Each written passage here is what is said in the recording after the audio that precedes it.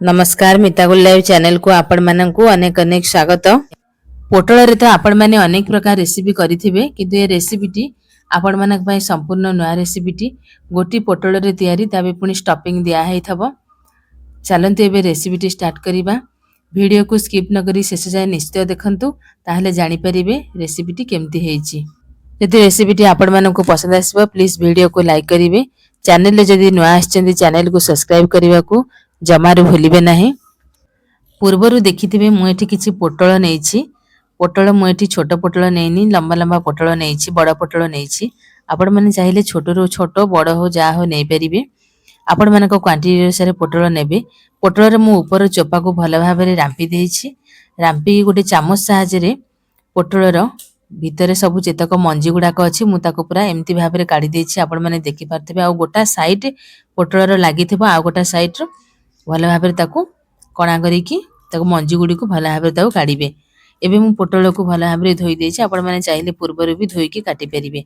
एबे मु गोटे मसला प्रस्तुत करिबी। एछि नेछि कटा प्याज, रसुण, धळा सोरिष, कळा सोरिष आ जीरा, दुईटी कंचा लंका नेछि। आपण माने चाहिले राग अनुसार भी सुखिला लंका नै परिबे। एबे मु सेइथिरे किछि कटा टमाटो देबी। टमाटो देकी एबे हमें सेइथिरे देबा जो पोटल रो मंजी गुडी को हमें काढिचे मंजी गुडा को भी हमें देइ देबा मसला रे। एबे हमें ताकू बाटी देबा। मसला को भल भाबरे चिकन करिके हमें बाटी देबा। एठी देखंतु मसला को मु भल भाबरे बाटी देइछि। एबे मु कढई रे अल्प टिके तेल देइछि। आपण माने देखि पारथिबे केते कम तेल रे मु व्यवहार करिछि। एबे मु सेइथिरे पोटल को पकई देबी आ अल्प टिके लुण दे जेमति भाबरे पोटल रो ऊपर अंश रे जेमति लुण लागिबो हमें सेइ भली भाबरे पोटल को लुण दे ताको कवर करि करिके भल भाबरे भाजिबा। एबे देखंतु पोटल टी भल भाबरे भाजी दी साइड जेमति भल भाबरे टिके अल्प टिके सिजिबो जेमति बेसी सिजिबो नाही पोटल को सेमति भाबरे हमें भाजिबा।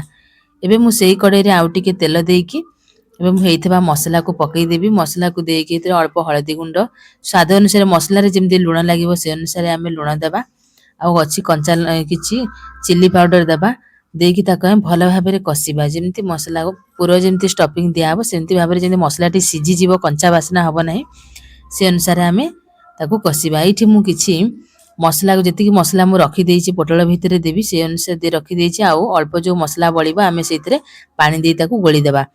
एबे मु देखंतु पोटल भितरे मु ताको सबु मसला को एम्ति भाबरे हमें स्टफिंग करिकी पुरई देबा।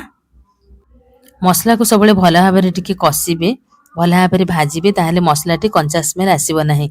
आ पोटल को जेते बेले काटिबे से सरू चामच रो पछकर बेंटो द्वारा भल भाबरे ताको काढिले से पोटल टी फाटिबो नाही कि कटिबो नाही। एबे हमें कढई रे अल्प टिके तेल देइछि सेथिरे पंच फुटण पकेइकी मु किछि कटा टमाटो देइछि, दुईटी कंचा लंका दु चारटी देइछि। देला परे मु पोटल को देइ देबी। पोटल को देइछि पोटल मसला पोटल को हमें देइ देबा। आ जो मु गोळेई की रखिथिली अल्प बळी जाइथला मसला से पानी को भी हमें देइकी ताको कवर कर देबा। आपण माने चाहिले पोटल सिजिबा अनुसार आउ टिके भी पानी देइ परिबे। आ पोटल को भल भाबरे सिझेइबे जमारू 5 मिनिट काढिबे नै निहाती 15 मिनिट लागिबो।